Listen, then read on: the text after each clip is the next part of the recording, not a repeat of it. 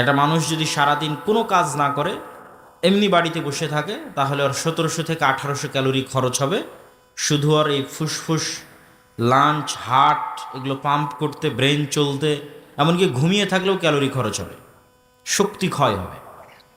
তো যখন আমি প্রচুর পরিমাণে ভাত খাচ্ছি, প্রচুর পরিমাণে রুটি খাচ্ছি, তথা বেশি ক্যালোরি অবজর্ভ করছি, বেশি চিনি অবজর্ভ করছি শরীরের মধ্যে, তখন আমার ব্রেন মনে করে যে আমি হয়তো সামনে এমন কোনো দিন আসতেছে যে আমি হয়তো অনেক দিন না খেয়ে থাকবো, অথবা আমি হয়তো এত উঁচু পাহাড়ে উঠব যে আমার প্রচুর শক্তির দরকার, এই জন্য আমি এত খাবার আগেই স্টক করতেছি। কেন? প্রয়োজনের অতিরিক্ত শক্তি শরীরে ঢুকতেছে, ক্যালোরি শক্তি শরীরে ঢুকতেছে। তখন ব্রেন সেগুলোকে জমা করে, জমা করলেই তখন আমরা বুঝতে পারি যে আমাদের ভুঁড়ি হচ্ছে অথবা আমার স্বাস্থ্য বেড়ে যাচ্ছে। এটা ব্রেন জমা করে। ব্রেন তো আর জানে না যে আপনি খেতেই আছেন, এটা আসলে সে মনে করতেছে যে আপনি হয়তো সামনে হিমালয় পাহাড়ে উঠবেন, অতএব এখানে চর্বি জমা করতে হবে, যাতে হিমালয় পাহাড়ে টানা 1 মাস কোনো খাবার না থাকলে আর কঠোর পরিশ্রম হলে তখন এটাকে খরচ করে করে সে চলবে। এইভাবে মানুষের ব্রেন কাজ করে। তথা মানুষের ব্রেন, মানুষের শরীর, মানুষের লাঞ্চ, মানুষের ফুসফুস, মানুষের হার্ট, মানুষের ব্লাড সার্কুলেশন কিচ্ছু মানুষের কন্ট্রোলে নাই। একটাও মানুষের কথা শোনে না। যেইভাবে আল্লাহ সুবহানাহু ওয়া তাআলা সেট আপ করেছে সেইভাবে। এবং বিজ্ঞানীরাও যে আজকের চিকিৎসা বিদ্যাকে এত উন্নতির পর্যায়ে নিয়ে গেছে, সেটাও তারা নিজেরা আলাদা কিছু তৈরি করেছে তা নয়। তারা মানুষের শরীর কিভাবে কাজ করে সেটা জেনে ওই অনুযায়ী কি করা যায় সেটা করে। এর বাইরে গিয়ে আলাদা কিছু চাপিয়ে দিবে এই শরীরের উপর, এই ক্ষমতা ডাক্তারেরও নাই, বিজ্ঞানীরও নাই। বিজ্ঞানীকে আগে জানতে হয়েছে আল্লাহর এই শরীরের সেট আপটা কেমন। তো বলে আল্লাহর শরীরের সেট আপ এমন, সেট আপের সাথে মিল রেখে আমি কি করতে পারি, মানুষ অসুস্থ হলে কি দিতে পারি, ওইটা এই সেট আপের সাথে মিল রেখে হতে হবে। এই নিয়মের বাইরে গিয়ে পারবে না।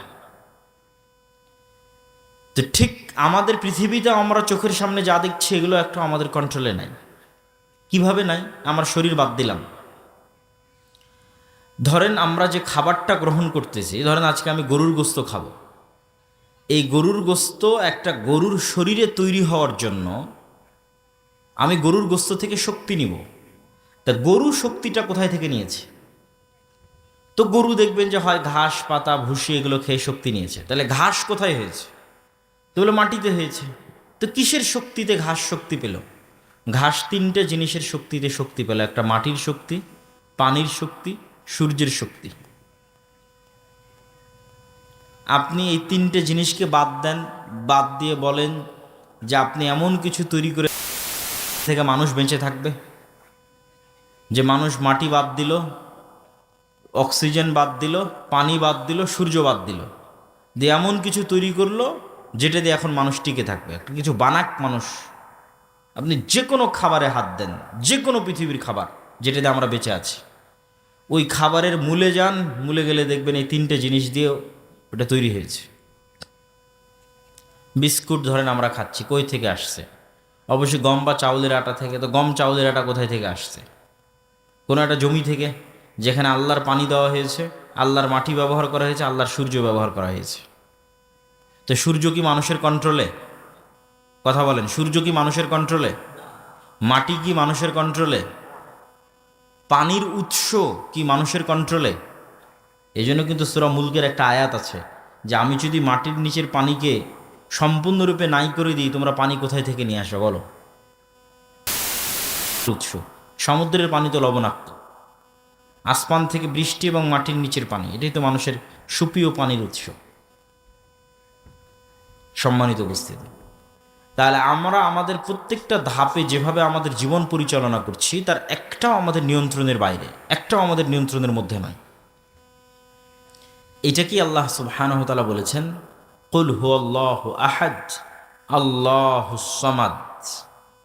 আল্লাহ এমন এক সত্তা যে তিনি তো কারো মুখাপেক্ষী নন, কিন্তু বাকি সব কিছু আল্লাহর মুখাপেক্ষী। সব কিছু, মানুষ 24 ঘন্টার জন্য আল্লাহর মুখাপেক্ষী, প্রত্যেক সেকেন্ডের জন্য মানুষ আল্লাহ সুবহানাহু ওয়া তাআলার মুখাপেক্ষী। এবং এই মুখাপেক্ষিতাকেই আল্লাহ সুবহানাহু ওয়া তাআলা আর এক আয়াতে এভাবে ফুটিয়ে তুলেছেন যে মানুষকে আল্লাহ সুবহানাহু তাআলার কাছে ফিরতে হবেই, সুবহানাহু তাআলার কাছে আত্মসমর্পণ করতে হবেই, চাইতেও না চাইতেও। এখন মানুষের স্বাধীনতা, মানুষ কি স্বেচ্ছায় আল্লাহর আনুগত্য স্বীকার করবে, না ওকে বাধ্য করবে আল্লাহর আনুগত্য স্বীকার করতে? আল্লাহর বাধ্য করা মানে, ধরেন আপনি আল্লাহকে অনুসরণ করলেন না, তো আল্লাহর রাজত্বের বাইরে কি যেতে পারবেন? এই চ্যালেঞ্জও আল্লাহ কোরআনে দিয়েছে যে মানুষ এমন কোনো জায়গায় যাক যেখানে গিয়ে বলবে যে এটা আল্লাহর রাজত্বের বাইরে, এটা আল্লাহর ক্ষমতার বাইরে। আর মানুষ বলুক যে আমি চিরন্তন, মারা যাব না, তো মানুষ তো বাধ্যগত মরবেই, বাধ্যগত আল্লাহর পৃথিবীর কন্ট্রোলিং সিস্টেমের মধ্যেই আছে, তাহলে আর তো বের হওয়ার কোনো সুযোগ নাই। তাহলে সে এমন একটা সিচুয়েশনে বসবাস করতেছে যেই সিচুয়েশনে সে 100% আল্লাহর গোলাম, কিন্তু জাস্ট মনের শয়তানির কারণে আল্লাহর গোলামি করতেছে না, শুধু ইবলিসের ওয়াসওয়াসার কারণে। এবং আমরা আকাশের দিকে তাকালে যে বিশাল মহাশূন্য দেখি, আকাশের দিকে তাকালে আমরা যে বিশাল মহাশূন্য দেখি, এই মহাশূন্যের বিশালতার পরিমাপ করতে গিয়ে বিজ্ঞানীরা এভাবে বলেছে যে আমার চোখের সামনে যদি এই পোস্টারটা ধরা হয়, যে আমি এখন তো দেখছি এভাবে, এখন পোস্টারটা চোখের সামনে ধরলাম, তখন এই পোস্টারের শুধু এতটুকু অংশ আমি দেখতে পাচ্ছি যখন সম্পূর্ণ চোখের সামনে নিয়ে এসেছি। আর এইদিকে কী আছে তাও দেখতে পাচ্ছি না, এদিকে কী আছে তাও দেখতে পাচ্ছি না, এই বিশাল মাঠ, আশেপাশে ডানে বামে কিচ্ছু দেখতে পাচ্ছি না। ঠিক একটা বিশাল দেওয়ালের সামনে গিয়ে যদি আমরা দাঁড়াই এবং একদম দেওয়ালের সামনে গিয়ে চোখ ঠেকিয়ে দিই, তাহলে শুধু দেওয়ালের অতটুকু অংশই দেখতে পাবো, আর পাশাপাশি দেওয়াল যে কত বড় সেটা দেখার আমার সাধ্য নাই। তো বিজ্ঞানী মহাকাশের দিকে তাকাই, তখন থেকে বিশাল দেওয়ালের সামনে দাঁড়ালে যতটুকু অংশ দেখতে পাই, মহাকাশের অতটুকু অংশ আমরা দেখতে পাই কিনা সেটাও তারা নিশ্চিত না। কেননা তারা এই মহাকাশের কোনো পরিমাপ তারা দাঁড় করাতে পারেনি। তারা যখন পৃথিবী থেকে ঊর্ধ্বে উঠতে শুরু করেছে, উপরে উঠতে শুরু করেছে, তো উপরে উঠতে উঠতে উঠতে উঠতে পৃথিবীর মতো আরও যত এরকম গ্রহ আছে দেখেছে, সেগুলো নিয়ে একটা গ্যালাক্সি, সৌরজগৎ সূর্যকে কেন্দ্র করে ঘুরতেছে, এরকম আরও অসংখ্য সৌরজগৎকে কেন্দ্র করে একটা গ্যালাক্সি তৈরি হয়েছে। ওই গ্যালাক্সির উপরে যখন যাচ্ছে তখন দেখছে আরও ওরকম বিশাল লক্ষ লক্ষ কোটি কোটি গ্যালাক্সি, কোথায় শেষ কেউ জানে না। তথা ওই লক্ষ লক্ষ কোটি কোটি গ্যালাক্সির মধ্যে আবার এরকম লক্ষ লক্ষ কোটি কোটি পৃথিবী আছে, পৃথিবীর চেয়ে বড় বড় গ্রহ আছে। আর কোরআন এবং হাদিস বলছে এগুলো নিচের আসমানের নিচের অবস্থা। নিচের আসমানের নিচের অবস্থা যদি এই হয়, যেটা মানুষ সমাধান করতে পারছে না, মানুষের পক্ষে জানা সম্ভব হচ্ছে না, এত বৈজ্ঞানিক উন্নতি এবং ক্ষমতা শক্তি সত্ত্বেও, তাহলে প্রথম আসমান, দ্বিতীয় আসমান, তৃতীয় আসমান, চতুর্থ, পঞ্চম, ষষ্ঠ, সপ্তম, এবং প্রত্যেকটাই একটা আর একটার চেয়ে বড়। এবং রাসূলুল্লাহ সাল্লাল্লাহু আলাইহি ওয়াসাল্লাম বলেছেন যে সপ্তম আসমানের সাথে কুরসির তুলনা, আর কুরসির সাথে আল্লাহ সুবহানাহু ওয়া তাআলার আরশের তুলনা। তুলনাটা কি? ধরেন আমি নিচের আসমানেরই এরিয়া নির্ধারণ করতে পারি না, তাই নিচের আসমানের চাইতে দ্বিতীয় আসমান তার চেয়ে বড়, তার চেয়ে তৃতীয়, চতুর্থ, পঞ্চম, ষষ্ঠ, সপ্তম। তো সপ্তম আসমানের তুলনা দিচ্ছে কুরসির সাথে, কুরসির তুলনা দিচ্ছে আরশের সাথে। তখন রাসূল সাল্লাল্লাহু আলাইহি ওয়াসাল্লাম বলছেন বিশাল মরুভূমিতে পড়ে থাকা এক টুকরো আংটির মতো। বলেন আল্লাহু আকবার। আমি তো নিচের আসমানেরই পরিমাপ করতে পারি না, তাহলে আল্লাহ সুবহানাহু ওয়া তাআলার বিশালতা, মহানতা, তার শক্তি, তার সামর্থ্য, তার পাওয়ার, তার কন্ট্রোলিং ক্ষমতা, কোনো কিছুর বাইরে আমাদের যাওয়ার সক্ষমতা নাই। এই জন্য তাওআন আও কারহা, মানুষ কি স্বেচ্ছায় আল্লাহকে মেনে নিবে, না আসলে আল্লাহর অবাধ্য অবস্থায়, অপমানিত অবস্থায় কিয়ামতের মাঠে উঠবে, সেটা মানুষের নিজস্ব সিদ্ধান্তের ব্যাপার। তো আজকে একটা নির্দিষ্ট পরিবেশের কারণে আমি মানুষের অসহায়ত্বের এই বিষয়টা তুলে ধরলাম আপনাদের কাছে। এবং এই অসহায়ত্বের বর্ণনা আল্লাহ সুবহানাহু ওয়া তাআলা কোরআন মাজিদে দিয়েছেন, ইন্নাল ইনসানা খুলিকা হালুআ, নিশ্চয় আমি মানুষকে দুর্বল করে সৃষ্টি করেছি। ওয়া ইযা মাসসাহু শাররু জাযুআ, মানুষকে যখন বিপদ স্পর্শ করে মানুষ হতবিহ্বল হয়ে যায়। ওয়াইজা মাসসাহুল খায়রু মানুআ, মানুষকে যখন কল্যাণ স্পর্শ করে মানুষ অহংকারী কৃপণ হয়ে যায়। তাহলে এট এ টাইম একই সাথে মানুষের চরিত্রের উত্থান পতন আল্লাহ দেখাচ্ছে। এখনই বিপদে পড়েছে, অসুস্থ হয়েছে, অ্যাক্সিডেন্ট করেছে, তো তার চেয়ে তো অসহায় ব্যক্তি আর পৃথিবীতে কেউ নাই, তার চেয়ে হতবিহ্বল ভীত সন্ত্রস্ত ব্যক্তি পৃথিবীতে আর কেউ নাই। আর এখনই অসুস্থ হয়নি, অ্যাক্সিডেন্ট করেনি, কোটি কোটি টাকার মালিক, বিশাল ক্ষমতার মালিক, তখন তার অহংকার আর তার কৃপণতার শেষ নাই। এই মানুষের এই মজাদার স্বভাবের কথা আল্লাহ সুবহানাহু ওয়া তাআলা তুলে ধরেছেন। সম্মানিত উপস্থিতি, তো আপনাদের জন্য আজকে এই নাসিহা উপদেশের একটি বড় উপদেশ থাকবে যে আমরা যেন আমাদের নিজেদের সৃষ্টি রহস্য, আসমান জমিনের সৃষ্টি রহস্য, এগুলো নিয়ে চিন্তা করি এবং আল্লাহ সুবহানাহু ওয়া তাআলার বিশালতা এবং মহত্ব এবং তার সামনে আমাদের দুর্বলতা এবং আমাদের অসহায়ত্বকে ফিল করি এবং আমরা যেন স্বেচ্ছায় সাথে সাক্ষাতের পূর্বেই যেন তার অনুসারী এবং অনুগামী হিসেবে তার সাথে সাক্ষাৎ করতে পারি। আল্লাহ আমাদের সেই তৌফিক দান করুক, বলেন আল্লাহুম্মা আমিন। এখনও আপনারা যারা মাঠে দাঁড়িয়ে আছেন অথবা আশেপাশে দাঁড়িয়ে আছেন বা আসছেন, তাদেরকে আমি প্যান্ডেলে বসার জন্য অনুরোধ করব এবং আপনারা যারা এই অনুষ্ঠানে উপস্থিত হতে চেয়েছেন তাদেরকে মাথায় রাখতে হবে যে আমাদের অনুষ্ঠান শুরু হয়ে গেছে। প্রধান বক্তা 10টা সাড়ে 10টায় আসবে সেটা নয়, প্রধান বক্তা চলে এসেছে, উপস্থিত হয়েছে এবং অনুষ্ঠান শেষ হয়ে যাবে দ্রুত সময়ের মধ্যে।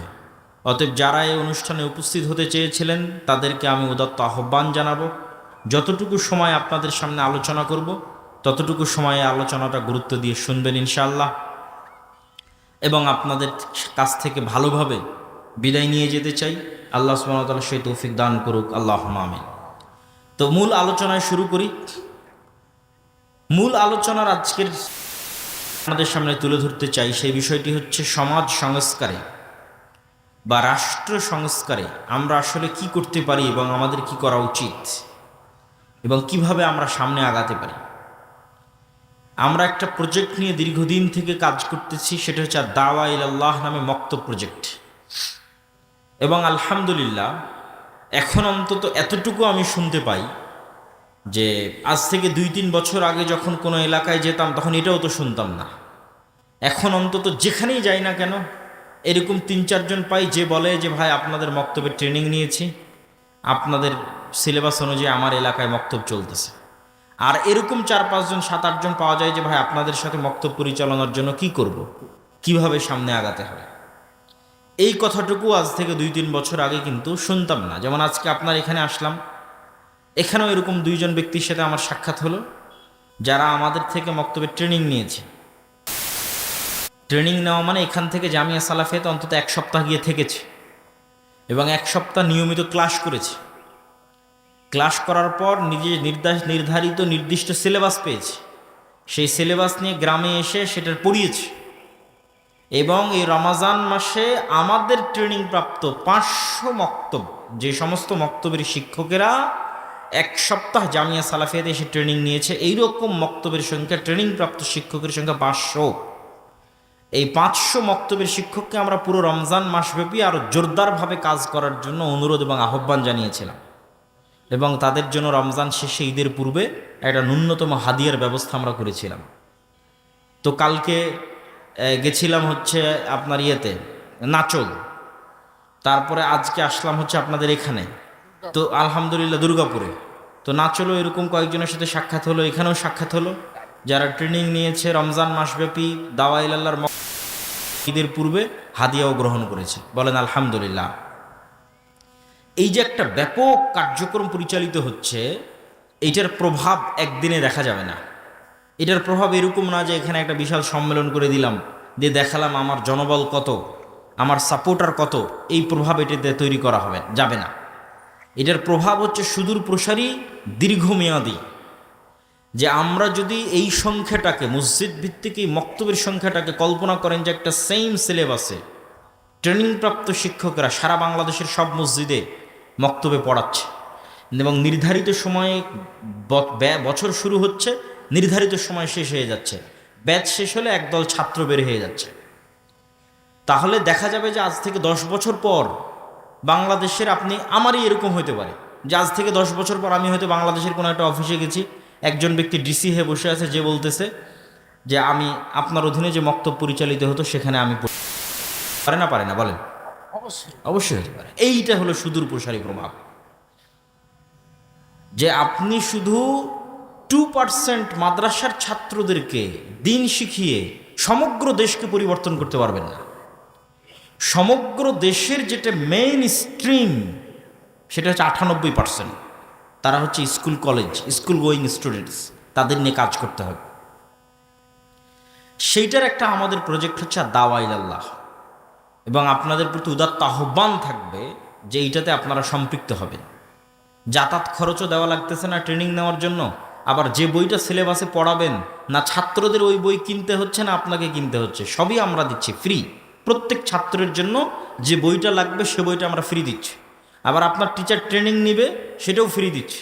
আবার আপনার টিচারকে চেষ্টা করতেছে অন্তত বছরে একবার যেন তাকে হাদিয়ে দিতে পারে, অন্তত বছরে 2 ঈদে যেন তাকে হাদিয়ে দিতে পারে। সংখ্যায় কল্পনা করেছেন 500 মক্তবের শিক্ষককে যদি আমি 2000 করেও হাদিয়ে দিই, 3000 করেও হাদিয়ে দিই, তো অন্তত 15 লক্ষ টাকা লাগবে। তো এইগুলোর ব্যবস্থা তো আর আমরা করছি না, এগুলোর ব্যবস্থা আল্লাহ সুবহানাহু ওয়া তাআলার মাধ্যমে বাংলাদেশেরই মানুষজন করতেছে। বলেন আল্লাহু আকবার। তাহলে আপনি কেন এই উদ্যোগ থেকে পিছিয়ে থাকবেন? কেন আপনার মক্তবকে জামিয়া সালাফিয়ার সাথে আর দাওয়া ইলাল্লাহর সাথে সম্পৃক্ত করবেন না? দ্বিতীয় আর একটা উদ্যোগ আমরা গ্রহণ করেছি, সেটা হচ্ছে ক্ষুদ্র ঋণ, কর্জে হাসানা।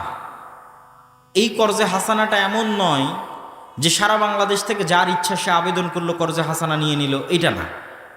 এই কর্জে হাসানাটা এই যে মসজিদগুলো চলতেছে এই মসজিদগুলোকে শক্তিশালী করা, যে মসজিদগুলোতে আমাদের অধীনে মক্তব পরিচালিত হচ্ছে সেই মসজিদকে পাওয়ারফুল করা, এম্পাওয়ার করা, তথা একমাত্র ওই মসজিদ এলাকাতেই কর্জ হাসানা বন্টন হবে, তথা ওই এলাকার মানুষ এইটা জানবে যে এলাকায় মক্তবটা চলতেছে, যে এইখানে যেমন এই মসজিদে যেমন একটা দিন শিক্ষার ব্যবস্থা আছে, আবার এই মসজিদ থেকে কর্জে হাসানা হিসেবে অর্থনৈতিক সহযোগিতা পাওয়া যায়। বলেন আল্লাহু আকবার। তাহলে যেই সামাজিক পাওয়ারটা পাশ্চাত্য এনজিওরা তৈরি করেছে, সেই সামাজিক ক্ষমতাটা মসজিদের কাছে চলে আসবে, মসজিদের ইমামের কাছে চলে আসবে। মসজিদের ইমামও নিজে ফিল করবে যে আমি তো তাহলে পাওয়ারফুল, আমি আমার গ্রামের একটা মানুষকে কর্জে হাসানা দিতে পারতেছি। এইটা সমাজে ইম্প্যাক্ট ফেলবে। যে আমাদের প্ল্যান হচ্ছে, আমাদের টার্গেট হচ্ছে যে একটা মসজিদের ইমাম বা একটা মসজিদের সাথে সম্পৃক্ত দায়িত্বশীল ওই এলাকার মেম্বারের চেয়ে সামাজিকভাবে পাওয়ারফুল হবে। বলেন ইনশাআল্লাহ। এটা সম্ভব না অসম্ভব? সম্ভব। এবং এটা কেন হওয়া উচিত সেটার পিছনের লজিকটাও বলি, যে এটা কেন হওয়া উচিত। এটা এই জন্য হওয়া উচিত যে আপনি যখন সমাজকে পরিবর্তন করতে চাইবেন তখন আপনাকে গোড়া থেকে কাজ শুরু করতে হবে, একদম তৃণমূল থেকে কাজ শুরু করতে হবে। এখন তৃণমূলে গিয়ে আপনি দেখতেছেন আমি একটা বিশাল লেকচার দিয়ে চলে গেলাম সুদ হারাম, আপনারা বক্তব্য শুনলেনও সুদ হারাম, পরের দিন ঠিকই আপনার প্রয়োজন হচ্ছে, আপনার সমস্যা হচ্ছে, আপনি যেখানে সুদের ভিত্তিতে লোন পাওয়া যাচ্ছে সেখান থেকে নিচ্ছেন। তাহলে আমি তো আপনাকে ওই সার্ভিসটা দিতে পারছি না। যে আপনাকে যে আমি সুদ মুক্ত একটা সহযোগিতা করে আপনারও যে একটা দাঁড়ানোর ব্যবস্থা করে দেবো সেটা তো আমি করছি না। তাহলে আপনি কেন সুদ মুক্ত থাকবেন? অথচ সুদ মানুষকে গোলাম করে, সুদ মানুষকে গোলাম বানায়, সুদের ভিত্তিতে লোন মানুষকে মিথ্যা বলা শিখায়। আর কর্জে হাসানা এমন একটা বিধান যার কথা আল্লাহ সুবহানাহু ওয়া তাআলা বলছে, ওমাই ইয়াকরিদুল্লাহ করদান হাসানা। তোমাদের মধ্যে এমন কে আছে যে আল্লাহকে কর্জে হাসানা দিবে? আমি কর্জে হাসানা দিলাম আপনাকে, কিন্তু আল্লাহ বলছে আমি এই কর্জে হাসানা কাকে দিলাম? আমার সাথে একটু কথা বলেন। আপনি আমার কাছে আসলেন, আমি আপনাকে 50,000 কর্জে হাসানা দিলাম, এটা তো আমি আপনাকে দিলাম। তো আল্লাহ বলতেছে আব্দুল্লাহ তুমি এই কর্জে হাসানা ওই ব্যক্তিকে দাওনি, কর্জে হাসানাটা কাকে দিয়েছো? আল্লাহকে দিয়েছো। আল্লাহু আকবার। এই জন্য ইসলামের সিকিউরিটি সিস্টেম হচ্ছে, ইন্স্যুরেন্স সিস্টেম হচ্ছে সোশ্যাল ইন্স্যুরেন্স। ইসলামের লাইফের ইন্স্যুরেন্সও সোশ্যাল, ফ্যামিলি ইন্স্যুরেন্সও সোশ্যাল, সব কিছুই সোশ্যাল। ইসলামের আলাদা কোনো ইন্স্যুরেন্স নাই যে ব্যাংকে গিয়ে ইন্স্যুরেন্স জমা দিতে হবে। এটা সোশ্যাল ইন্স্যুরেন্স। আপনি মারা গেলে আপনার সোসাইটির দায়িত্ব, এরকম একটা সমাজ গড়ে উঠুক, এটা ইসলাম চাই। মসজিদ ভিত্তিক একটা সমাজ গড়ে উঠুক, যে সমাজ দায়িত্ব নিবে, যেই ব্যক্তিটা মারা গেলে তার ছেলে মেয়ে কীভাবে জীবন চালাবে, এই ব্যক্তিটা মারা গেলে তার স্ত্রী কিভাবে জীবন চালাবে, কিভাবে তাকে সহযোগিতা করা হবে, এটা দায়িত্ব নিবে সোসাইটি। এটা সোশ্যাল ইন্স্যুরেন্স। যখন এটার বাইরে আমরা বের হয়ে গেছি, তখন সব কিছু সম্পৃক্ত হয়ে গেছে সুদের সাথে। এবং আজকের ইউরোপ এবং আমেরিকায় সুদের যে ইকোসিস্টেম তৈরি হয়েছে, ইকোসিস্টেম থেকে আপনি বের হতে পারবেন না। আপনাকে বলা হচ্ছে আপনি ক্রেডিট কার্ড ব্যবহার করেন। ক্রেডিট কার্ড ব্যবহারের সিস্টেমটা কি? ধরেন 1 টাকাও নাই ক্রেডিট কার্ডে, মানে আপনি 1 টাকাও রাখেননি ক্রেডিট কার্ডে, তারপরও ব্যাংক আপনাকে বলতেছে আপনি 10,000 টাকা খরচ করতে পারবেন এই কার্ড ব্যবহার করে। আপনি 1 মাস পর ধীরে ধীরে পরিশোধ করিয়েন, বা আপনার বেতন থেকে আমরা কেটে নেব, কিন্তু সুদের সাথে কেটে নেবে। তাহলে একবার 10,000 টাকা খরচ করলেন, আপনার বেতন থেকে কেটে পরিশোধ হয়ে গেল। পরের বার ব্যাংক আপনাকে বলবে, আপনার যদি কোনো ব্যালেন্স নাও থাকে আপনার ব্যালেন্স বাড়িয়ে দিবে, বলবে এখন আপনি 50,000 টাকা খরচ করতে পারেন ক্রেডিট কার্ড। 50,000 টাকা আপনি একবার পরিশোধ করে দিলেন, এবার ব্যাংক বলবে এবার আপনি 1 লাখ টাকার ক্রেডিট কার্ড খরচ করতে পারেন। তাহলে 5 বছর থেকে আপনি ক্রেডিট কার্ড ব্যবহার করতেছেন, মানে সুদের ভিত্তিতে লোন নিচ্ছেন, আবার সুদের ভিত্তিতে পরিশোধ করতেছেন। এখন আমেরিকা এবং ইউরোপে যখন আপনি একটা বাসা ভাড়া নিতে যাবেন, ভাই আমাকে একটা বাসা ভাড়া দাও, বলবে দেখি তোমার ক্রেডিট কার্ড। তো ক্রেডিট কার্ডে 5 বছরের লেনদেন ঠিক আছে, উইদাউট সিকিউরিটি আপনাকে বাসা দিয়ে দিবে, মানে সিকিউরিটি মানি ছাড়া বাসা দিয়ে দিবে। আর বলবেন না আমি তো সুদের লেনদেন করি না, আমি তো ক্রেডিট কার্ড রাখি না, বলে সিকিউরিটি মানি দাও। 1 দিন 1 সেকেন্ড 1 ধাপ সুদ ছাড়া ফেলতে পারবেন না। এইরকম একটা পৃথিবীতে ইকোসিস্টেম তৈরি করা হয়েছে, যেটা আমাদের দেশেও আসতেছে। এই ইকোসিস্টেমের বিরুদ্ধে আপনাকে লড়াই করতে হবে, কিন্তু আমরা লড়াইটা বানিয়ে নিয়েছি কম্প্রোমাইজিং সিস্টেম। এই কারণে লড়াই হয়নি। এই জন্য সুদমুক্ত কর্জা হাসানা পরিচালনা করা চ্যালেঞ্জ, কিন্তু এটাই লড়াই সুদের বিরুদ্ধে। আমরা এই দ্বিতীয় অর্থনৈতিক লড়াইটা শুরু করেছি। আর বলছিলাম কেন মসজিদকে পাওয়ারফুল করতে হবে।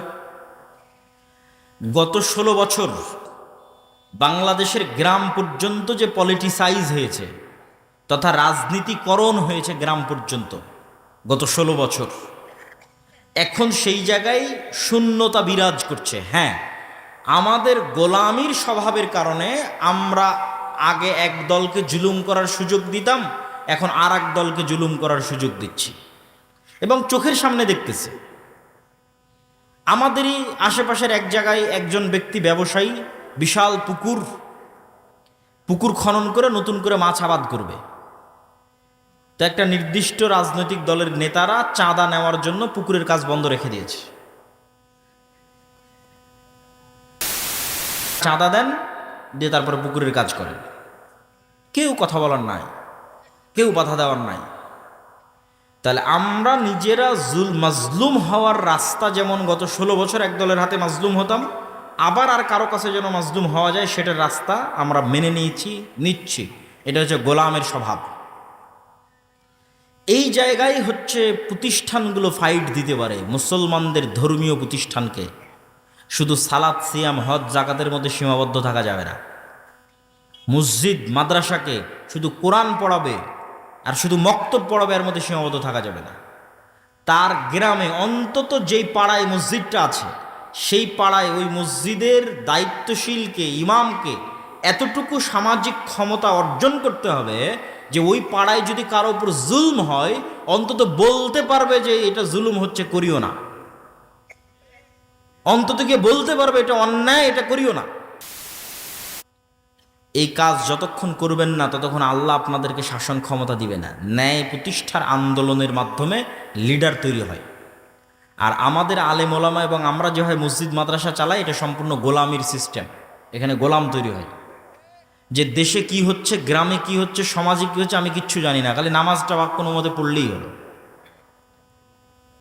কিন্তু আপনার চোখের সামনে আরেকজনের উপর জুলম হচ্ছে, আপনি বাধা দিবেন না, ন্যায় প্রতিষ্ঠার জন্য চেষ্টা করবেন না, আপনি নেতা হবেন কিভাবে?